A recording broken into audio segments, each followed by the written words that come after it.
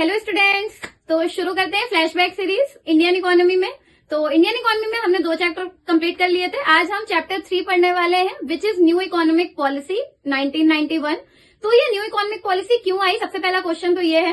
तो new economic policy आई थी क्योंकि हमारे 5 ईयर प्लान्स कुछ फेल हुए थे, हमने फेलियर पढ़े थे और बहुत ज्यादा वो कुछ गोल अचीव नहीं कर पा रहे थे। अगर आपने वो वीडियो नहीं देखी है तो पहले वो वीडियो देखिए, क्योंकि वो प्लान्स फेल हो रहे थे। इसके लिए न्यू इकोनॉमिक पॉलिसी लाई गई और इंडिया को लोन चाहिए था विच वॉज $7 बिलियन, और वो लोन कहीं मिल नहीं रहा था। तो जो इंडिया थी, जो गवर्नमेंट थी, उसने वर्ल्ड बैंक को अप्रोच किया, IMF को अप्रोच किया। तो सबने एक ही बात बोली कि आप अपनी इकोनॉमिक पॉलिसी चेंज कर दो तो हम आपको लोन दे सकते हैं, अदरवाइज हम आपको लोन नहीं दे पाएंगे, क्योंकि हमें कोई भी तरीके से ऐसा नहीं लग रहा है कि हमें हमारा पैसा वापस मिलेगा, रिपेमेंट आप कर पाएंगे, क्योंकि आपकी पॉलिसीज ऐसी हैं। तो इसके लिए गवर्नमेंट न्यू इकोनॉमिक पॉलिसी लाई थी which was LPG, liberalisation, privatisation and globalisation 1991 में। तो 51 से लेकर 91 तक 5 ईयर प्लान, और 91 से न्यू इकोनॉमिक पॉलिसीज लॉन्च हुई थी जो हमारी कंट्री में चल रही हैं। तो क्या थी वो पॉलिसीज और कैसे कैसे उसमें रिफॉर्म्स हुए, ये हम चलिए आगे पढ़ते हैं। तो चलिए ज्यादा टाइम वेस्ट नहीं करते हैं और वीडियो शुरू करते हैं। आ जाइए। New economic policy 1991।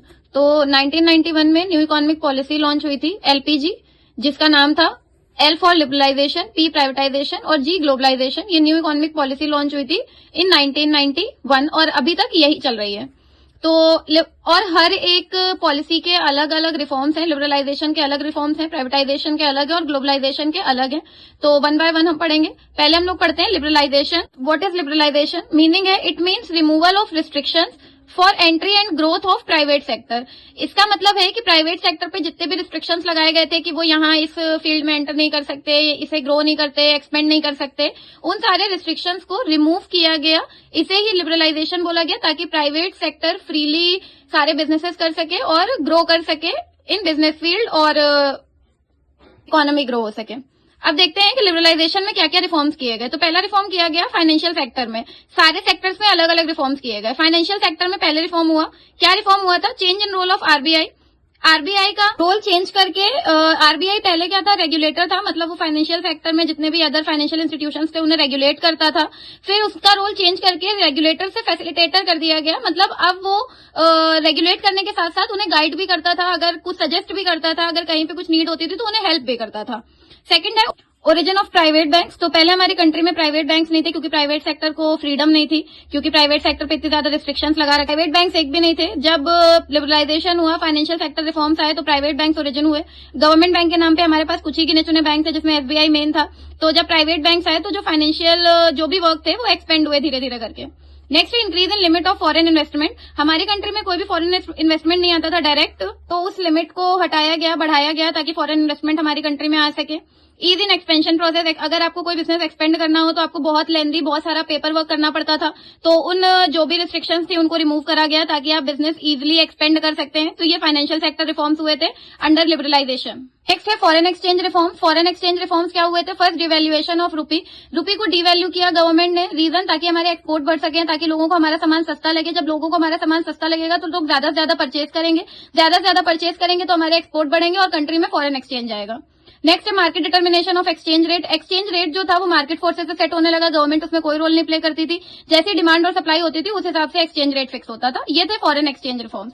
Industrial sector reforms क्या हुए? Reduction in industrial licensing. Industrial licensing हटाई गई, रिमूव करी गई बहुत सारी जगह से। बस खाली जो कुछ ऐसे मेजर थे जहां पे इंडस्ट्रियल लाइसेंसिंग होना कंपलसरी था, सिर्फ वहां रखी गई, बाकी सब जगह से हटा दी गई, और उनका भी जो प्रोसेस था वो बहुत मॉडरेटेड रखा गया।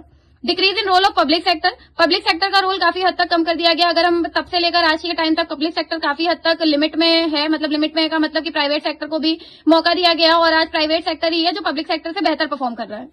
D reservation of small scale industries. Small scale industries के लिए चीजें रिजर्व कर दी गई थी, या जो स्मॉल स्केल इंडस्ट्रीज को ऐसा बोला जाता था कि ये यहाँ पे नहीं कर सकते, वहां पे नहीं कर सकते, वो सारी रिस्ट्रिक्शंस रिमूव कर दी गई। Next is tax reforms. Tax reforms हुए। टैक्स रिफॉर्म्स में रिडक्शन इन टैक्सेस। टैक्सेस में काफी रिडक्शन किया गया, ताकि लोगों को चीजें सस्ती लगें और लोग टैक्सेस की चोरी भी ना करें, वो टैक्स जमा करें गवर्नमेंट को। Simplification in process. बहुत सारे लोग टैक्स चोरी इसलिए करते थे या टैक्स इसलिए नहीं देते थे क्योंकि उन्हें प्रोसेस बहुत डिफिकल्ट लगता था, तो वो प्रोसेस को सिंप्लीफाई किया गया, उस प्रोसेस को बहुत मॉडरेटेड रखा गया, ताकि इजिली एक लेमैन भी उसे फाइल कर सके। नेक्स्ट है trade and investment policy reforms. Trade and investment policy में भी रिफॉर्म्स आए। क्या क्या? Removal of quantitative restrictions. बहुत सारी नंबर ऑफ रिस्ट्रिक्शंस लगती थी ट्रेड और इन्वेस्टमेंट। ट्रेड में तो बहुत सारी लगती थी, वो सारी रिस्ट्रिक्शंस हटाई गई। रिमूवल ऑफ एक्सपोर्ट ड्यूटीज जो नंबर ऑफ एक्सपोर्ट ड्यूटीज लगती थी, मतलब अगर आपको एक सामान एक्सपोर्ट करना है तो आपको बहुत सारी ड्यूटीज लगाई जाती थी, उसके बाद ही आप कोई एक्सपोर्ट कर पाते थे। तो वो सारी ड्यूटीज जो थी वो रिमूव कर दी गई ताकि कंट्री में इजिली एक्सपोर्ट हो सके।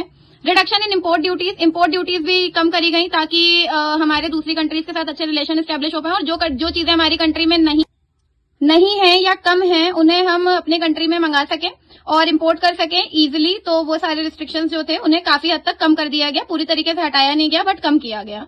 तो ये ट्रेड और इन्वेस्टमेंट रिफॉर्म्स है। तो ये सारे लिबरलाइजेशन के रिफॉर्म्स थे जो 1991 न्यू पॉलिसी में करे गए थे। तो स्टूडेंट्स, ये था आज का वीडियो। आई होप आपको चैप्टर अच्छे से क्लियर हुआ होगा। चैप्टर में लिबरलाइजेशन हमने आज कवर किया, सिर्फ एक टॉपिक, ताकि आपको अच्छे से चीजें क्लियर हो और आपको कोई भी डाउट्स ना आए, बाउंस ना हो, इसलिए सिर्फ एक टॉपिक करके हम लोग कंप्लीट करेंगे। तो आज का टॉपिक था लिबरलाइजेशन। अपनी अपनी बुक से इन डिटेल अच्छे से रीड करिए। कोई भी डाउट हो तो कमेंट सेक्शन में बताइए, वीडियो लाइक करिए, दोस्तों के साथ शेयर करिए और चैनल को सब्सक्राइब करिए। Thank you so much.